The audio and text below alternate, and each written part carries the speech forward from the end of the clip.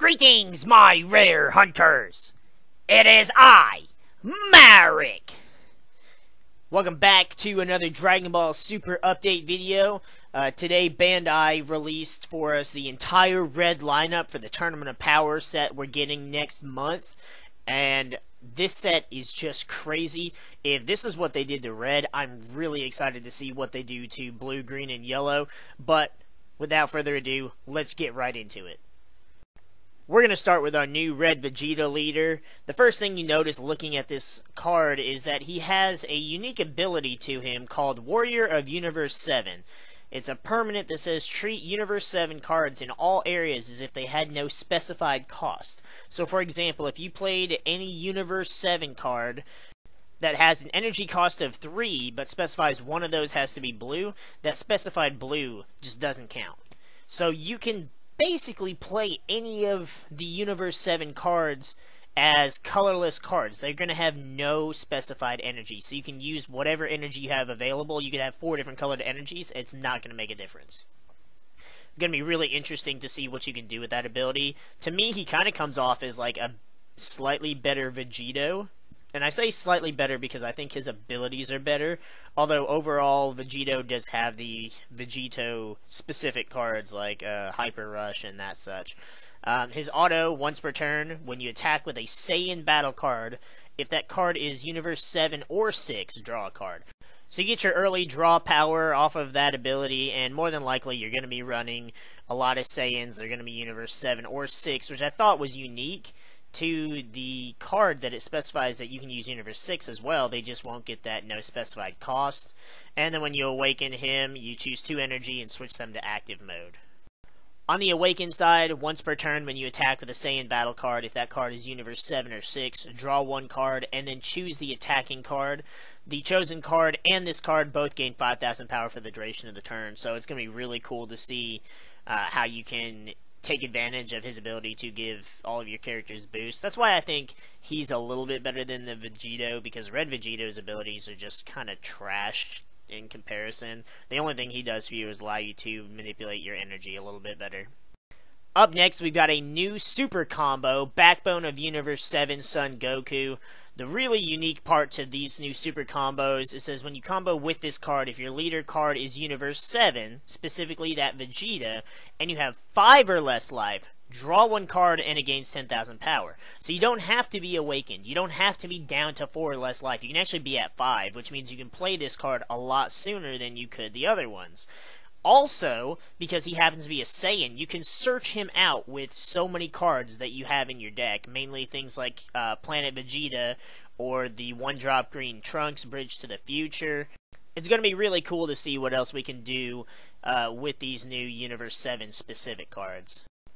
Probably one of my favorite cards we're getting in the Tournament of Power set so far is Gale Strike Vegeta. He's a 2-drop 15,000 with Barrier.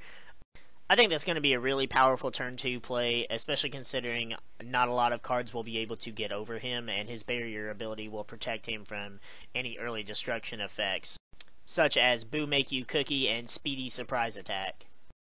Also, another one of my favorite cards revealed is Surprise Attack Majin Buu. I'm so happy that we got more Majin Buu support. He's a red 3-drop with 15,000. When you play this card, choose up to 1 Majin Buu with 25,000 or less power from your deck and add it to your hand. The really cool thing about that is it doesn't specify a color, so you can run him with the red or blue engines, and you can really take advantage of that search ability.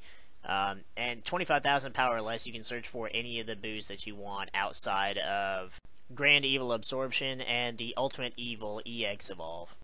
You can also search the other new Majin Buu, Full of Energy, which is a red 5-drop, 25,000 power. He evolves on a red Majin Buu for 3 of any colored energy. He's got Double Strike and Barrier.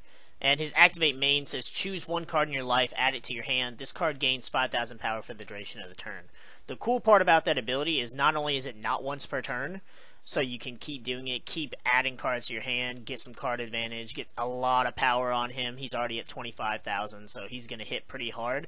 But you can also self-awaken yourself with his ability, which can be really good, especially depending on the leader. If you're using the Majin Buu leader, you can set yourself up to use his his ability to ditch 5 cards underneath him, put him back to active mode, and attack again. Not to mention, again, this card having barrier without needing Bibbidi or without rampaging is going to be a really powerful contender, I believe. Next, we've got probably one of the grossest cards to ever come out in this game, Strategies of Universe 7. It's a red extra card with 0 cost.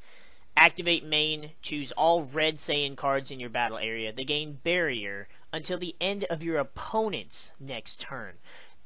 It gives your shit 2 turns of barrier for free, for nothing. This is going to be abused by red Vegeta decks. It's going to be abused by the red Kale and Khalifa decks. It's going to be abused by all the red Pan decks. This card is stupid busted, and there's really no way around it at all. We have Bad Ring Laser to negate counters, but we have no extra card that negates just regular extra cards. There's no way to stop this card if they get it, and that is going to make Saiyans ridiculously stronger than they already are with all the other support from this set. Speaking of the Kale leader, she's kind of underwhelming, in my personal opinion. She's got the when this card attacks, a leader card, draw a card ability, so she gets early card advantage, and then when she awakens at 4 or less life, switch to energy to active mode. It's not too terribly bad, but it's a little lackluster considering how much better the Khalifa leader is compared to Kale. Her Awakened side, however, is a lot better, and it's really reminiscent of the Brawly leader that we got back in Set 1. The permanent says, if Khalifa is in play in your battle area, you don't have to place cards from your hand in the drop area as a result of the card's auto skill, which says, when this card attacks, draw 1 card, then place 1 card from your hand in the drop area, and your opponent places 1 card from their hand in the drop area. So it works a lot like the Brawly leader. It's just a little underwhelming in comparison. Now, while the Khalifa leader is actually part of the Draft Box 2 set, I thought we would mention her anyways because she would work really well in tandem with all of these other Universe 6 cards. Her Activate main says, choose 1 card in your life and add it to your hand. Choose this card and all of your non-black battle cards that gain 5,000 power for the duration of the turn. That's pretty crazy, especially since you can do that turn 1, and everything is going to overpower your opponent's leader. Now granted, at the beginning, you're not going to have a whole lot of things to do that with, but it's still going to be ridiculous nonetheless. And you're going to be able to awaken yourself fairly easily with her ability. Even if your opponent chooses not to attack you, you're still going to get up there pretty quickly. When you're at 4 or less, you draw 2 cards, and then she awakens. Her Awakened side is literally just copy and paste the same ability, and then she's got the when this card attacks, draw a card auto. I think that they chose not to include the black battle cards for that ability simply because the black battle cards overwhelm. It's just so easy to get them out. You don't have to worry about your energy or anything like that, so they probably wanted to omit that kind of stuff so you didn't get a free boost on a card that you essentially played for free. But otherwise, that's still going to be ridiculously powerful to just boost all of your cards up. And then when you combine stuff like her, and then there's Super Saiyan 3 Goku, there's the Fearless Pan that we've got, there's other cards in this set that when you combine all that shit together, you're giving your stuff like plus 15,000 extra power, and that's going to be ridiculously overwhelming. Red is supposed to be the aggro deck. Red is now the most aggro deck, period. Here we have our first new Kaba, Universe Mediator. He's a 1-drop, 5,000 power. When you play this card, look it up to 3 cards from the top of your deck, choose up to 1 Universe 6 card among them and add it to your hand. That's going to be pretty cool considering a lot of the cards are going to be Universe 6. I don't think that they're going to do an errata or anything like that to make the rest of the Kabas, Kales, Khalifas, Universe 6. If they did, it would be extremely busted, but I don't see them going through all that trouble to errata everything that's come out previously before the Tournament of Power set. They'd have to do that with the Universe 6 stuff, the Universe 7 stuff. It's probably not going to happen just to make some of these abilities more unique to this particular set. We've also got another Super Saiyan Kaba. This one's not an evolve though. He's just a 3-drop, 15,000. His permanent says this card can attack battle cards in active mode, and your opponent can't activate counter against his attacks. And then his auto, when this card attacks, if your leader card is a red Saiyan, This card gains 5,000 power for the duration of the turn. So the Vegeta leader, Kale the Khalifa, the Vegeto leader, the Red Goku, Red Vegeta, etc. There's a lot of leaders you could use with his auto. I don't think most of them would benefit from having him in the deck. To me, he seems more like a card that you would side deck against decks like Great Apes, or something that you're going to see a lot of negates in or a lot of blockers in. So you can attack those active blockers. But his ability's kind of underwhelming, especially compared to the other Kabbas. I think you'd just be better off playing either the green Kabba or either of the red one-drop Kabbas, and you'd still get the same benefits. Here we've got a red Caulifla. She's just a vanilla one-drop, 10,000 power. I don't see her seeing any play, just like you don't ever see the vanilla stuff seeing much play because they don't do anything. You could play her, or you could play the new one-drop red Kabba. You could play the old one-drop red Kabba. There's so many better things you could play. She's literally just a filler card. The next Caulifla, however, though, is a little bit better. She's a 3-cost, 15,000 power. When you play this card, if your leader card is a red Saiyan, you may choose one card in your life, add it to your hand. If you do, this card gains 5,000 power and double strike. So between this card and your leader, you're getting 2 cards from your life. You're gaining 10,000 power for this card, and it's got double strikes. It's a 25,000 double strike attacker, and you plus 2'd off of it.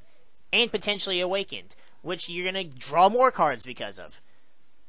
The self-harm that this deck is causing itself is crazy. Next we have Bold Super Saiyan 2 Caulifla. She's a 4-cost, 20,000 power. She evolves for 2 red and 1 other. When you play this card, look it up to 7 cards from the top of your deck. Choose up to 1 Universe 6 with 15,000 or less power among them and play it. Then shuffle your deck. Do you realize why they can't errata the old Kabba, Kale, Caulifla shit and make it Universe 6? Because if they did, cards like this is just going to search and just start playing more and more shit for free. Honestly, as cool as it would be to have that much support and have it all tie in together, I really, really don't think that they're going to do that. And I think it's healthy for the game if they don't do that. This deck would have so much speed, it would be ridiculous. And really, for the health of the game, I just don't think we need that. Caulifla also got herself a free blocker card with Dauntless Kale. She's just a 2-cost, 5,000, but she's one of those free blockers where if Caulifla is in your battle area or your leader area, you can play her without the energy cost. So she's just a free little blocker to take a hit or two, in case you don't want to waste the negate or you take unnecessary damage. We did, however, get another good Kale in Sister Attack Saiyan Kale. She's a 2-cost, 10,000 power. When she attacks, if you have another Universe 6 in play in your battle area, draw 1 card, and this card gains 5,000 power. So she's going to allow you to draw more cards, and she's 15,000, and the leader can give her 5,000. And the fact that she's a 2-drop is crazy, not just because she'll be easier to play, but because the 2-drop green Kabba can search her out, reduce her cost. Now she's a 1-drop. That is essentially a 15,000 draw. Or if you have 2 Kabbas, she's just free, and you can go free, free, free, swing, 15, draw, 15, draw. And it's going to get out of hand really quick. I don't see you being able to handle this deck without blockers and or negates in your deck. I think Great Apes are going to be a really good counter to this deck. Probably the best one since it has so much defensive support. Then we've got some new Frost cards for all of you Frost fans. We got Frost the Tactician. He's a 2-drop, 10,000 power. When you play this card, choose up to 1 Frost with 20,000 or less power from your deck and add it to your hand. So you can add the old 4-cost Terror Assault Frost to evolve over this card. Or you can add Ultimate Evolution Frost. He's a 5-drop, 20,000. He's got Evolve for 2 red, 2 other. He has Triple Strike, and when a card evolves into this card, choose up to 2 of your opponent's battle cards with 20,000 or less power and switch them to rest mode. Definitely not a bad card, and it'll allow you to get rid of some of the cards your opponents are trying to leave in active mode so they can evolve it later on for, say, Ultra Instinct, or for all those pesky blockers like with Great Apes and things like that that don't have barrier. Here we've got one of the best cards for the Universe 6 archetype, Combination Botamo. When you combo with this card, choose all Universe 6 cards in your battle area. They gain plus 5,000 power for the duration of the turn. So he's a free 5,000 combo that gives everything else 5,000 combo, along with the Caulifla that gives everything else 5,000. It's so much extra power. I hate it because I know one of my God Squad teammates are going to be running this shit like crazy, and I'm really not looking forward to playing against it. Then here we've got another card to boost the power for Universe 6, Combination Magetta. He's a 3-drop, 15,000 with Barrier. When you play this card, choose all of your battle cards with an energy cost of 1 or less. They gain 10,000 power for the duration of the turn. Now what's really shitty is it doesn't specify Universe 6 battle cards. It's just battle cards. So the new 1-drop Kaba, he's now 15,000. The old 1-drop Kaba is now 15,000 before he gains the boost from his ability, making him 25,000 double strike. When I say that this deck is going to go hard, it's going hard. The aggro that this deck is putting out is going to be absolutely disgusting. And when you combine this with the pan stuff from GT, this shit scares the hell out of me. Universe 6 also got their own new super combo, Union Attack, Botamo, and Magetta. It has the same effect as the Goku. If your leader card is Universe 6, you have 5 or less life, draw a card, gains 10,000 power. And with the new Kaba, Kale, Caulifla bullshit, you're going to get yourself down to 5 life really easily and be able to use this just about as early on as you could use the Supreme Kai of Time super combo with all the Black Overrealm support. You can also search them out with the new 1-drop Kaba as well, since it does have the Universe 6 trait. So now just about every super combo in the game has a way to search themselves out in their respective decks.